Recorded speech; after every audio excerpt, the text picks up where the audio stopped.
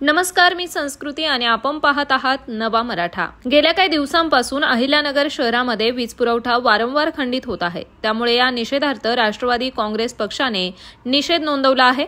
या पार्श्वभूमीवर वीज पुरवठ्याच्या निषेधार्थ विद्युत भवन येथे अधीक्षक अभियंता यांच्या कार्यालयातील वीज पुरवठा बंद करून मेणबत्ती पेटून प्रशासनाच्या ढिसाळ कारभाराचा राष्ट्रवादी काँग्रेस पक्षाच्या वतीने निषेध करण्यात आला। येत्या 8 दिवसांमध्ये विद्युत पुरवठा सुरळीत न झाल्यास अधीक्षक अभियंता यांना काळे फासण्याचा इशारा यावेळी देण्यात आला।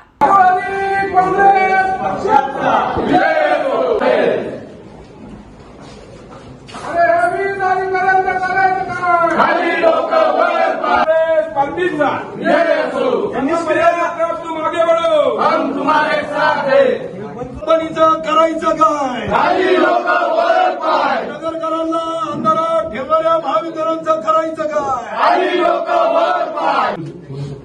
आज आंदोलन केलं। आज राष्ट्रवादी काँग्रेस पार्टीतर्फे व आमदार संग्राम भाई जगताप यांच्या नेतृत्वाखाली एमएससीबी येथे आंदोलन करण्यात आले। गेल्या 8-10 दिवसापासून आपण पाहतो की नगर शहरातील वीज पुरवठा खंडित झाला होता आणि पाऊस अचानक आल्याने गरमीचे सुद्धा त्रास लोकांना होत आहे। 8 दिवस झाले लाईट डिस्टर्ब असल्या कारणाने अधिकाऱ्यांना आम्ही या ठिकाणी जाब विचारला की लाईट जाण्याचं कारणच काय। कारण की मुख्यतः जर आपण पाहतो की हे नगरकर जर एमएससीबीचं बिल असेल हे 1 महिन्याच्या वर झाला याचा दंड चालू होतो आणि 1.5 महिना जर झाला बिल नाही भरलं हे लाईट बिल कट करतात।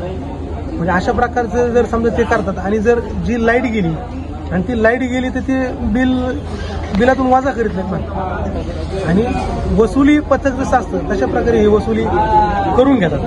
तर जशा प्रकारे आपण जर वसुली करून घेतो आपण सुद्धा त्याप्रमाणे दिल्या पाहिजे असं या ठिकाणी आम्ही त्यांना सांगितलेलं आहे। आणि जर 8 दिवसाच्या त्यांनी आम्हाला सांगितलं की 8 दिवसानंतर नगर शहरातील वीज पुरवठा सुरळीत होईल।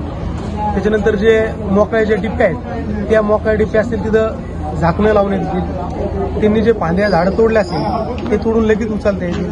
जे वाकलेले पोल आहेत ते वाकलेले पोल लगेच दुरुस्त करून नीट करून घेण्यात येतील।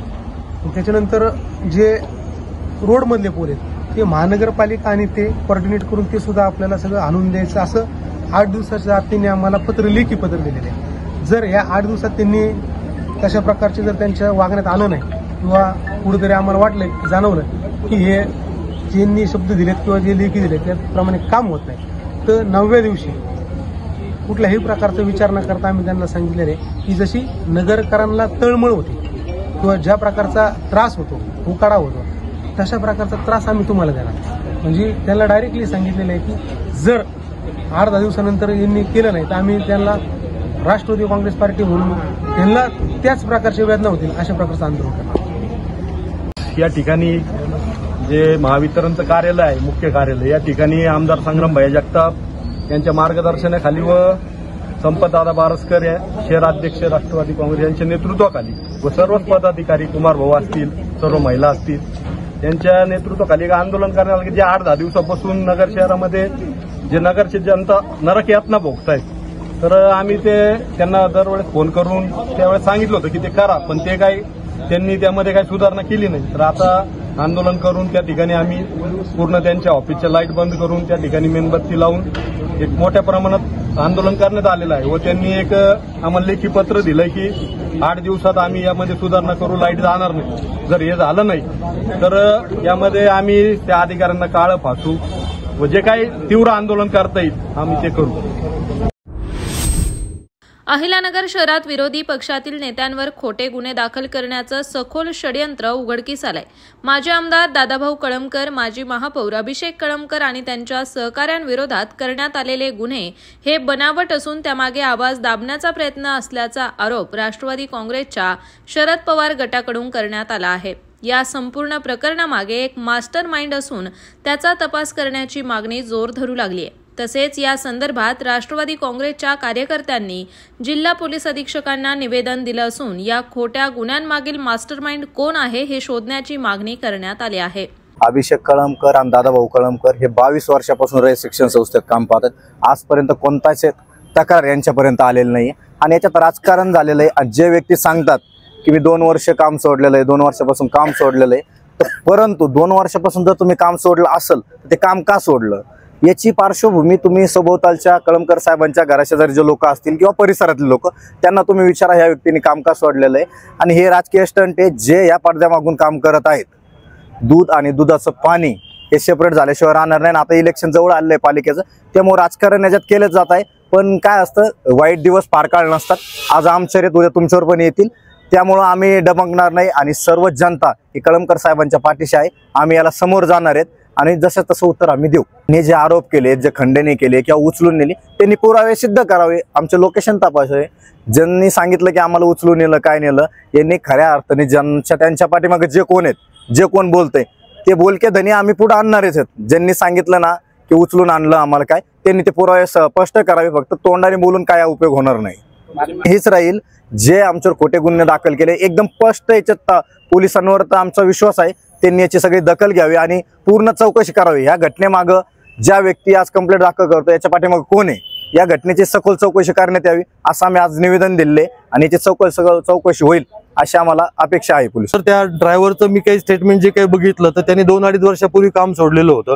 मग 2-2.5 वर्षापूर्वी काम सोडलेलं असताना त्याला अचानक आज हे कसं काय सुचलंय का? तर पुढचे काही इलेक्शन्स आले किंवा काही राजकीय कोणाचं भवितव्य धोक्यात आणायचंय म्हणून कोणाच्या सांगण्यावरनं हे जे काही झालंय याच्यामध्ये 100% पोलीस प्रशासनावर आमचा विश्वास आहे की याच्यामध्ये निपक्षपातीपणे चौकशी होईल आणि दूध का दूध आणि दूध का पाणी होईल.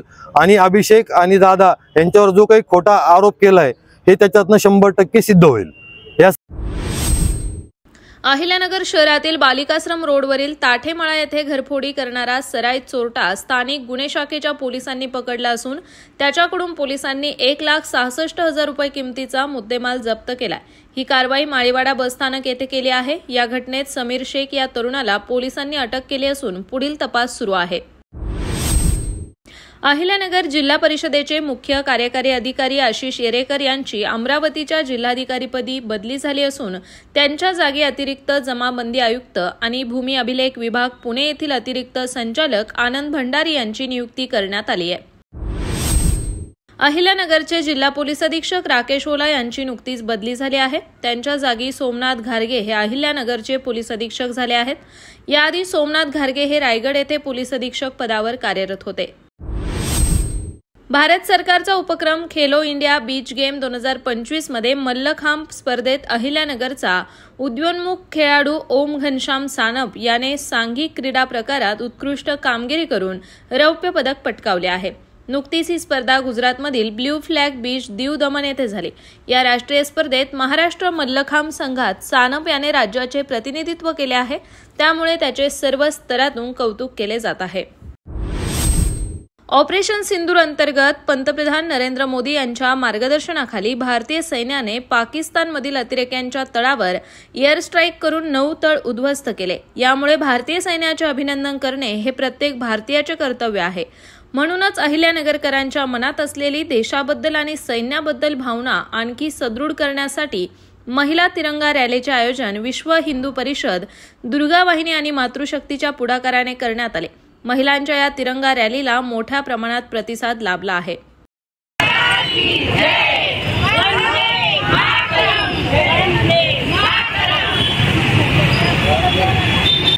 वंदे भारत माता की जय. भारत. मी अहिल्यानगरची एक सदस्य आहे. हा जो समाज आहे हा आपल्या शिवाजी महाराजांनी निर्माण केलेला आहे, त्याचे आपण एक सदस्य आहोत. आणि मोदीजींनी जे सिंदूर ऑपरेशन ही योजना आखून जे पाकिस्तानाला एक उत्तर दिलेलं आहे त्याच्यासाठी आम्ही काही करू शकत नाही. तर हा मोर्चा नेऊन त्या पाकिस्तानी लोकांना आम्हाला सांगायचं आहे की आम्ही कमी नाहीये, आम्ही चुन चुन के मारा है, बदला आप उतारा है, हे आम्हाला संदेश पाठवायचा आहे. आमच्या दोन बायकांनी ऑपरेशन राबवलं त्याचा आम्हाला खूप अभिमान आहे. भारत सरकारने जे योग्य पावलं उचलली त्याचा आम्हाला खूप अभिमान आहे. पूर्ण सैनिकांच्या पाठीशी आम्ही पूर्ण स्त्री शक्ती आहोत. पाकिस्तानला असाच धडा शिकवायला पाहिजे होता आणि याच्या पुढेही शिकवू. शिकवतीलच आपले सरकार. आम्ही त्यांच्या पाठीशी आहे. सैन्याला आमच्या सगळ्या महिला शक्तीच्या निमित्ताने, या मोर्चाच्या निमित्ताने आम्ही सगळी महिला शक्ती आम्ही त्यांना त्रिवार अभिवादन करतो. त्यांनी जे खूप छान काम केले त्याचा आम्हाला सार्थ अभिमान आहे आणि अशीच ते त्यांनी सगळे ऑपरेशन यशस्वी राबवावे अशी आमची सदिच्छा आणि शुभेच्छा त्यांच्या पाठीशी आहेत. पाकिस्तानच्या लोकांना असं वाटतं का हे लोक काहीच करू शकणार नाही, पण त्यांना आपल्या नारी शक्तीचा, आपल्या लोकांचा त्यांना एवढा अंदाज नाहीये, पण आपण हे करतोय ना त्यांच्यासाठी एक फटका आहे. आणि असे मिशन आपण करत राहू आणि त्यांना आपण मुंहतोड जवाब देऊ शकू. मुंबई येथील मराठी साहित्य मंडळ या संस्थेच्या नगर तालुका अध्यक्षपदी पैलवान नाना डोंगरे यांची नुकतीच निवड झाली आहे. यामुळे खासदार निलेश लंके यांनी त्यांचा विशेष सत्कार करून गौरव केला. तसेच यावेळी मराठी साहित्य मंडळाचे जिल्हाध्यक्ष बाळासाहेब देशमुख, साहित्यिक भारत सातपुते, कवी आनंदा साळवे, गझलकार रज्जाक शेख, कवयित्री सरोज अल्हाट, साहेबराव बोडखे, भागचंद जाधव आदी उपस्थित होते. आता नुकतेच छत्रपती संभाजी महाराज जयंतीनिमित्त पहिले ग्रामीण मराठी साहित्य संमेलन 14 तारखेला संपन्न झाले. या संमेलनामध्ये नगर तालुका साहित्य मंडळाच्या अध्यक्षपदी निवड झाल्याबद्दल खासदार निलेश लंके साहेब यांनी सत्कार केला आणि हा सत्कार मी गेले 10 वर्षापासून या ठिकाणी 8 काव्य संमेलनं घेतली, एक राज्यस्तरीय ग्रामीण मराठी साहित्य संमेलन घेतलं. यामधून नवोदित कवींना एक व्यासपीठ निर्माण करण्याचं काम या ठिकाणी केलेलं आहे. म्हणून या कार्याची दखल घेऊन खासदार साहेबांनी ह्या कार्याची दखल घेऊन माझी या नगर तालुका साहित्य मंडळाच्या अध्यक्षपदी निवड झाली. या प्रसंगी बाळासाहेब देशमुख अहिल्यानगर जिल्हा अध्यक्ष, त्याचबरोबर सरोज अल्हाट आणि गझलकार रज्जाक शेख, साहेबराव बोडखे, भागचंद जाधव, त्याचप्रमाणे ॲडव्होकेट रामदास सूर्यवंशी, आनंदा साळवे यांच्यासह राज्यातून अनेक कवी उपस्थित होते. धन्यवाद. अहिल्यानगर जिल्ह्यातील पारनेर तालुक्यातील वडझिरे ग्रामपंचायतीत कार्यरत असलेल्या दिव्यांग संगणक केंद्र चालक राजेश शिवाजी शेनकर यांना कोणतीही कायदेशीर प्रक्रिया न करता अचानकपणे बेकायदेशीररित्या निलंबित करण्यात आले. या अन्यायकारक निर्णयाविरोधात प्रहार दिव्यांग क्रांती संघटनेचे जिल्हाध्यक्ष ॲडव्होकेट लक्ष्मण पोकळे यांनी जिल्हा परिषद मुख्य कार्यकारी अधिकारी यांच्याकडे निवेदन देऊन शेनकर यांना तात्काळ सेवेमध्ये पुन्हा समाविष्ट करण्याची मागणी केली आहे. प्रहार दिव्यांग क्रांती आंदोलन अहिल्यानगर जिल्हाध्यक्ष ॲडव्होकेट लक्ष्मणराव पोकळे.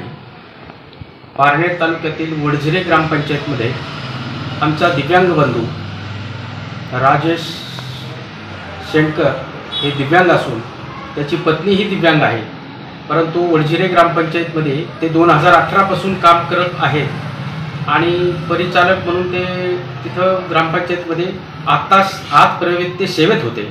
परंतु तेथील ग्रामविस्तार अधिकारी आणि सरपंचांनी संगनमत करून बेकायदेशीर ठराव करून त्याला त्या कामातून कार्यमुक्त केलेला आहे आणि कार्यमुक्त केल्यामुळं त्याच्यावर बेरोजगाराची कुऱ्हाड कोसळली आणि प्रसंगी त्याची मंडळीही दिव्यांग आहे, कुठलाही त्याला रोजगार नाही. या प्रसंगात मी जिल्हा परिषद माननीय मुख्य कार्यकारी अधिकारी यांना एक निवेदन दिलेलं आहे.